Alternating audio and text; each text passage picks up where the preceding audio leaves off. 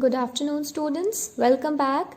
Today we are here to start a third chapter of the second unit, that is my earthquake experience in Tokyo. So this chapter is written by Andrew Petras, and he was a full-time professional photojournalist. What is photojournalist? Taking photos and sharing it to the media and making videos, and in journalism he was in newspaper kind of a business. Okay, so he gave his articles and many more things to Newsweek Daily Beast company. It was an American infomedia company, and this was the real life experience which he experienced in Tokyo. Where is Tokyo? It is in Japan. So this is about his earthquake experience. Earthquake, what is an earthquake? Everybody knows. So this is the story about the earthquake that hit Japan on March 11, 2011, and it was one of the most severe earthquakes that had ever been recorded. So this is a true life experience of someone who was there at that time. Now let's start. I left my hotel room with my camera, excited to document the maniac energy of Tokyo's sprawling megapolis. What is now maniac energy? Maniac energy, full of excitement, and sprawling megapolis is the large buildings. Okay, there was no way I could have known that. Instead, I would end up taking pictures of one of the most frightening days of my life. Now this man was very excited. He was a photographer, and now he was very excited that he has got up in his hotel room with his camera, and he was excited to document. He was excited to make a video, take pictures of the Tokyo's sprawling megapolis, means the large buildings of Tokyo. He was very excited to take buildings of them. But what happened? He is saying that there was no way. He had never thought that at the end of the day it would turn out to be the most frightening, most terrifying day of his life. I just emerged from the belly of the Tokyo metro system, 4 floors beneath Shinjuku Station, the world's busiest train station. So now he is describing about his journey, that he started at the from the belly of Tokyo metro system, which was 4th floor below the Shinjuku station, and this station is the world's busiest train station. Thousands of commuters and tourists jammed parallel train platforms on the shops in the arcade. So many people come there. And what is an arcade? Arcade is a long passage that takes you from one building to another. Now it was around 3 p.m. So it was a daytime of and it was 3 p.m. and he was lined up at the bullet train tickets and counter to inquire about a trip to Nagoya, some 200 miles southwest of Tokyo, to shoot some photos there the next day. So he has lined up in a train inquiry counter, and he was planning to go to a trip to Nagoya, where it was 200 miles southwest of Tokyo, and he had planned to shoot some photos over there the next day. It was then I felt the ground moved under me slightly, and when he was taking those tickets on the ticket counter, he felt that his feet are trembling. The ground below the feet of this person, it is trembling. What is the meaning of trembling? Trembling means shaking, and it was almost imperceptible, like a subway rumbling through a tunnel far beneath my teeth. Imperceptible means it was very, very much. Okay, it was not acceptable for him to feel that the tunnel is shaking, it is rumbling beneath his feet. I ignored it, as did everyone around me. So initially just ignored. He didn't felt that something is going to happen over here. Nobody thinks that the earthquake is coming, and nobody plans that an earthquake is coming. So he never planned that an earthquake would come. So he just ignored, then everyone around him also ignored, because people of Japan, they are very used to all these earthquake kind of things, because one day or the other, in a week or in a month or in a year, they suffer these earthquakes. So they were very normal, but to this person who experienced these earthquake kind of things very rarely, so initially he didn't understand that what is happening over here, and people around him also ignored. So he thought, okay, it just may be like normal thing. Then seconds later, a violent shuddering. And what happened seconds later? There was violent shuddering, means everything was making everything was rumbling. सारी buildings हिल रही थी. So they were shuddering.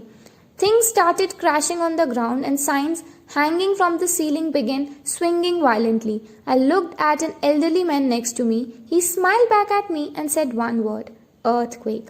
Now everything on the ground started crashing. Everything was hitting each other, and everything, the ceilings were hanging, and everything was swinging. And what did he do? He just looked around the man, and there was a man standing, and he just smiled back. Okay, he was still smiling and saying it is earthquake. So the people over there are very used to this earthquake kind of thing, because it is in their daily routine. They have seen so many earthquakes, so they are all prepared for it. They get crashed, the buildings get crashed, their economy goes down, but again they stand up very strong. So these things were very normal to him. I ran for the door about 60 feet away. The ground was shaking so violently that it was difficult to run in a straight line, like trying to sprint across the deck of a ship being tossed by swells. So as soon as this person heard that it is an earthquake, first thing, what does he do? He ran towards the door, which was 60 feet away. Then the ground was shaking so badly that it was very difficult for him to move straight. He was trembling, as if जैसे when somebody is on ship, and ship जब oceans में बहुत जोर से waves आते हैं, तो ship भी हिलती रहती है, and when we have to move straight in a ship, so that way he was feeling to move on the ground at that time. Everything was trembling over there, shaking over there. Swells means large waves. My heart was pounding when I reached the street and darted for a large park surrounded by skyscrapers. Skyscraper means the very tall and large buildings.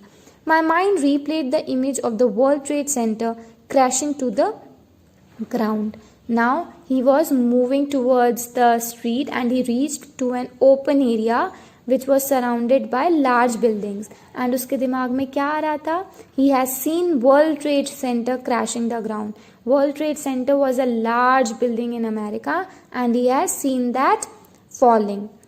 The noise was unreal. You could hear the buildings creak and groan as they shook in their foundations. I wanted to get as far away from these buildings as possible, but in Tokyo, finding any truly open space is virtually impossible. So he's saying that he is seeing that the buildings are getting cracked, they are falling, and what happened? He was trying to find an open place, but in Tokyo, he is saying it is very impossible to find an open place. I turned to look at the building that I had just run out of. It was convulsing uncontrollably. Convulsing means it was suddenly shaking too much. So the building in which he was, he saw that when he had moved out, it was shaking very badly. You could still hear the ground rattling as thousands of people evacuated the buildings. So they could still feel the ground is still rattling, it is still shaking, and people are evacuating. What is evacuating? Emptying, khali kar rahe the. They were emptying the buildings. I started to shoot photos of everything that was happening. And since he was a photographer, so he was shooting whatever is happening around him. I stood in that park for a good 2 hours, as did almost everyone else.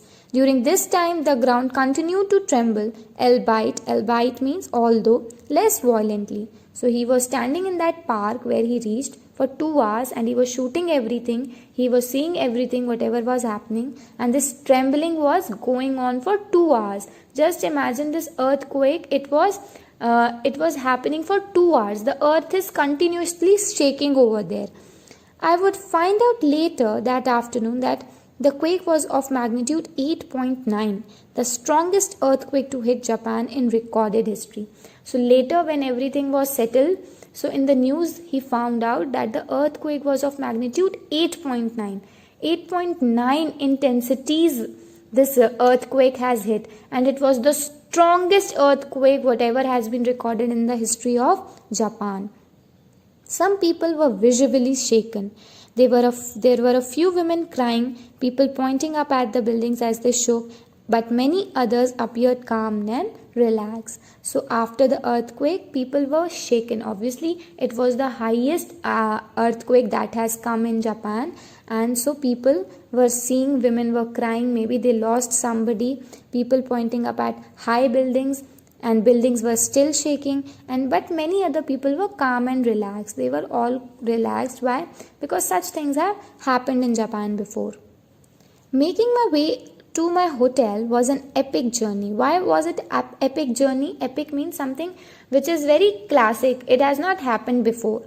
The rail system in Tokyo was completely shut down and millions were trying to make their way home on foot. Now because of this earthquake, everything has trembled. So railway system has been locked down, shut down. There was no railway system there. So millions of people over there, they have to go on foot, walking on foot to their home. The streets were gridlocked. What is gridlocked? They were locked. There was not a single place to move.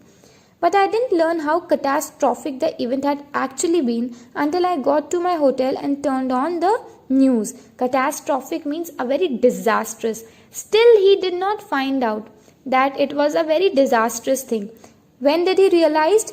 He realized when he went to his hotel and he saw the news.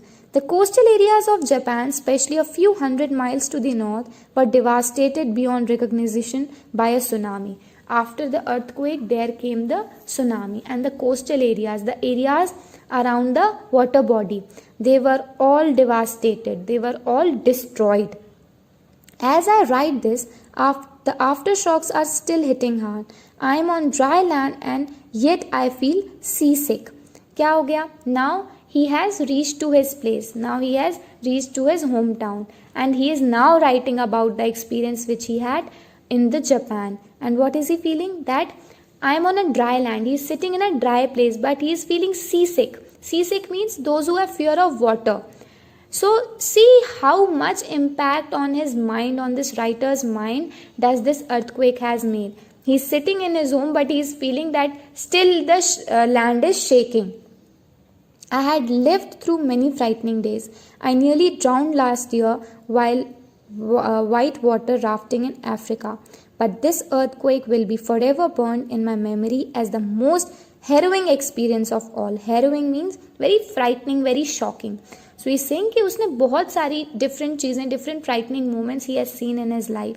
Last year, what happened with him when he was having a white water rafting. He was having a rafting in Africa. He was almost drowned. Drowned मतलब बह गया था वो. But this earthquake experience was the most terrifying, most frightening, सबसे डरावना experience था उसका.